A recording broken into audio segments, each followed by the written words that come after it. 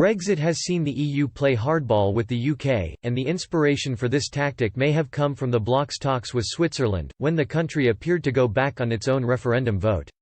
In 1992, 24 years before the UK would have a similar vote, Switzerland held a referendum to decide whether the country should join the European Economic Area. The Swiss government had already started its application process for EU membership that year, but these plans were upended by the EEA referendum. The result sent shockwaves to Brussels and Bern, as 50.3% voted against the idea of joining the EEA, leaving the EU's hopes of expansion in tatters.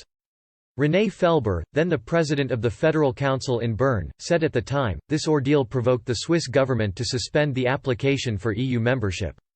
Switzerland has renounced the many political and economic opportunities opened up by the European Economic Area. It has also broken with its traditional policy of rapprochement with Europe.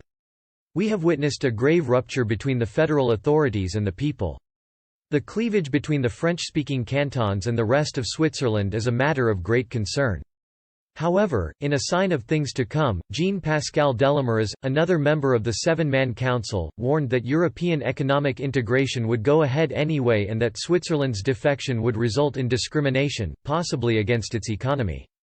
Despite the country's apparent opposition to increased integration with Europe, Switzerland and the EU started negotiations for a special relationship outside the EEA in 1994.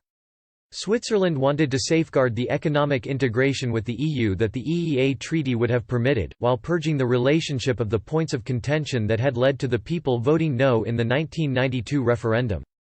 These negotiations resulted in a total of 10 treaties, negotiated in 2 phases, the sum of which makes a large share of EU law applicable to Switzerland. The treaties cover issues such as free movement of people, air and road traffic, agriculture and science. A second round of agreements led to Switzerland's membership of Schengen, a convention which has seen countries in Europe open their borders to free movement of people. In a referendum on 5 June 2005, Swiss voters agreed, by a 55% majority, to join the Schengen area. This came into effect on 12 December 2008. By 2010, Switzerland had amassed around 210 trade treaties with the EU. By 1999, 7 years after the EEA vote, Switzerland had essentially accepted to voluntarily take on EU regulations in return for market access. For the Swiss, it was important this happened voluntarily, so as to respect the referendum result, Peter Klepp of Brussels think tank Open Europe said in 2018. Meanwhile, for the EU it was important to have some restrictions to avoid undermining countries like Norway, which had agreed to automatically accept EU rules in return for full access.